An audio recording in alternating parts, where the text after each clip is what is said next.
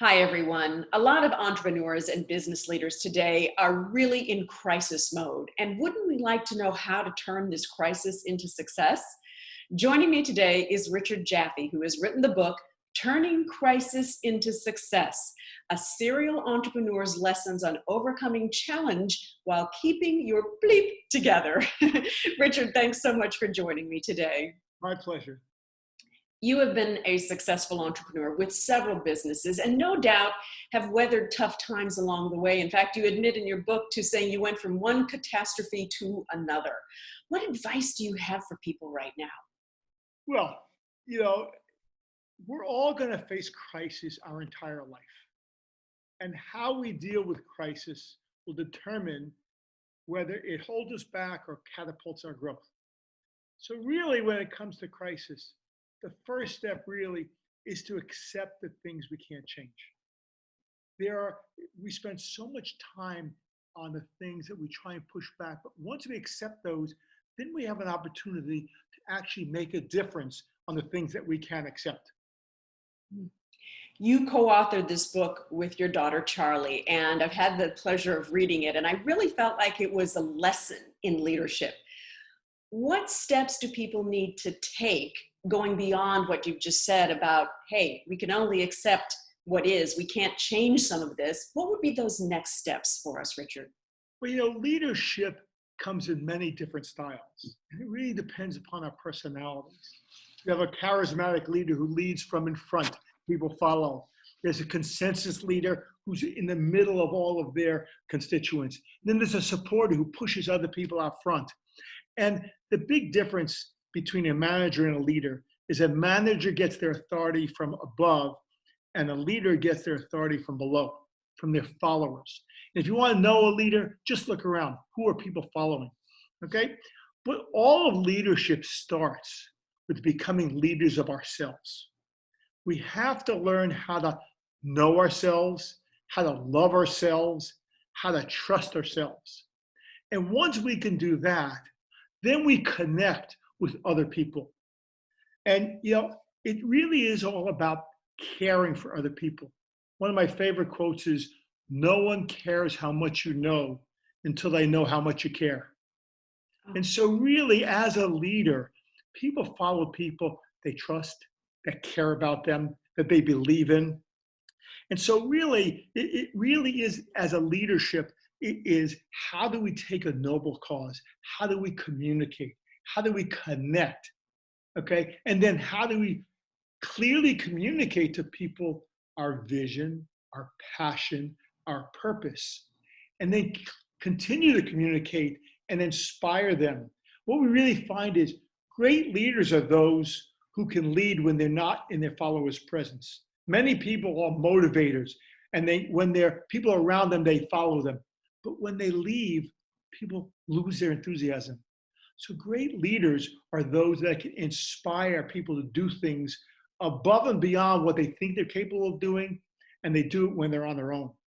I want to pick up on what you were just talking about that connection piece, because we are working and living in a completely different world than we ever have before. Surely people have done remote work before, but now it feels like everybody is remote. What is the importance of that connection, of helping your team, your employees feel safe and feel connected at the same time?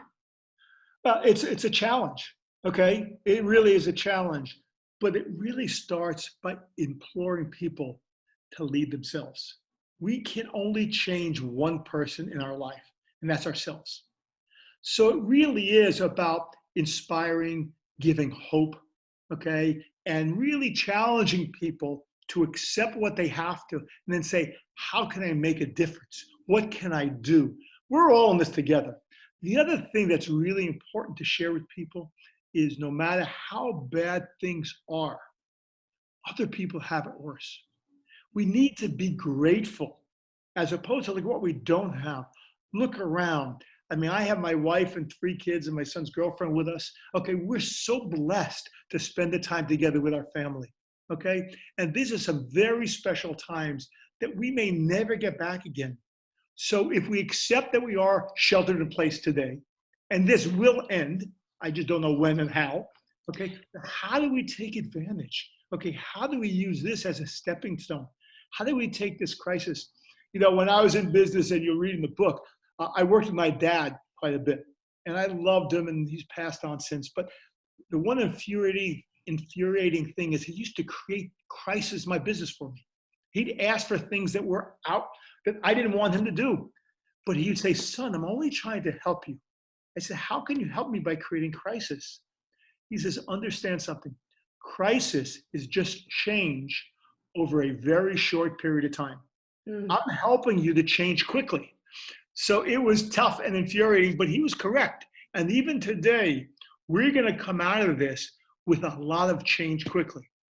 That was a That's the very work. interesting description. I really liked that.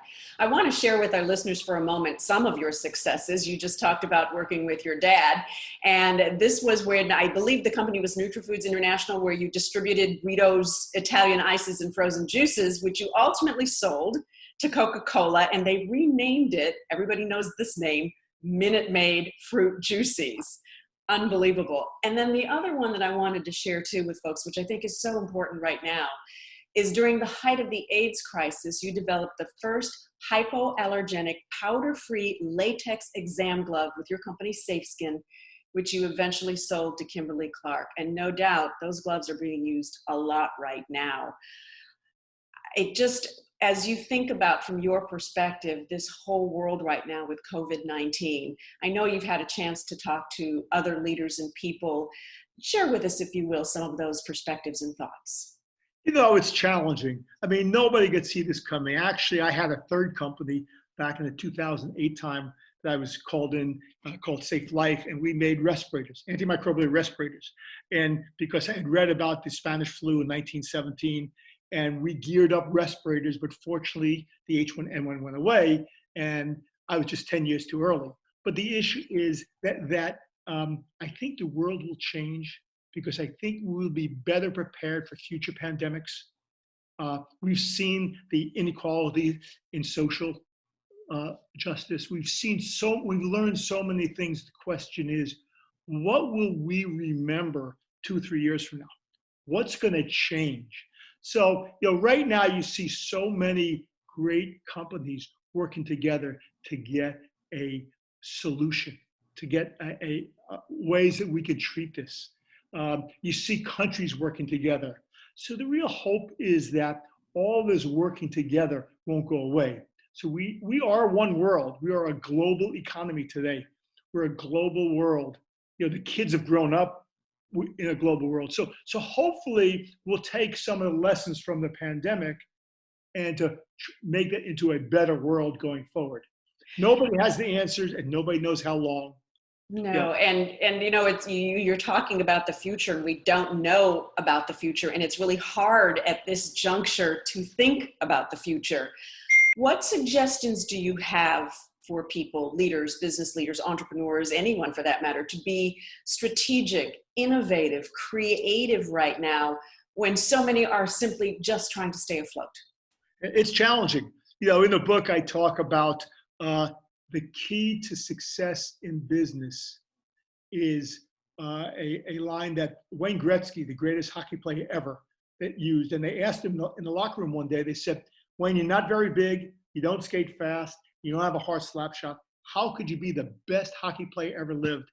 And he said in his modest way, I don't know. I just skate to where the puck is going to be. And in business, what we have to do is we have to listen to our customers. We have to anticipate what customers are going to need and then give it to them.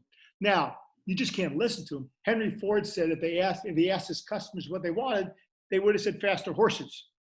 But he listened to them, and he came up with a production line on a car. Okay. When I went out to my customers in the glove business and gave them a hypoallergenic powder glove, they said they wanted less powder. So we developed the first powder-free gloves, which took over the whole marketplace. So you have to listen to your customers. So again, you have a social and emotional that we need to connect to our customers and our families today. And then there's a big opportunity saying, how is the world going to change?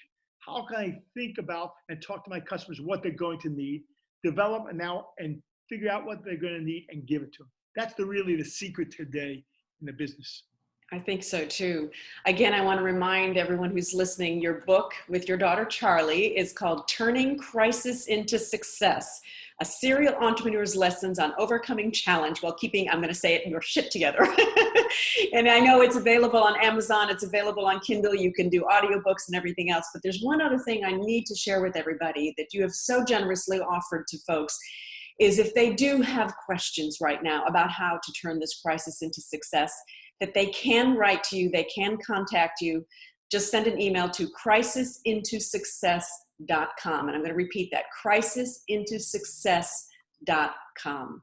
Liz, actually, it's a website, so they don't have to send an email. They just go on the website and they leave a message and we'll respond to it. Yes, they go to that website and there's a contact page where they can fill out an information form and send you a question. Terrific. Richard, thank you so much for sharing your wisdom and your advice today. It's a pleasure to speak with you. One last thing before I leave. Please. That's the business advice, okay? The personal advice and the happy advice in today's environment is we all have to learn how to love ourselves. We have to become our own best friend. These are some very difficult times, but the issue is we need to learn to look inside, love ourselves, and really share who we are. We have so much to be grateful for. So if there are things we don't like about ourselves, try and change it. But the bottom line is we need to all become our own best friends and then share our love and our care with everybody. And we need to be safe. These are some very challenging times. We need to take it seriously, but we will get through this. Keep the optimism. Question is, how do we stay happy and successful in these difficult times? And I thank you for putting this out there. Oh, and I thank you for sharing that and for reminding us that we do have a lot to be thankful for in this world. Richard, blessings to you and your family. Be well. Stay healthy and safe.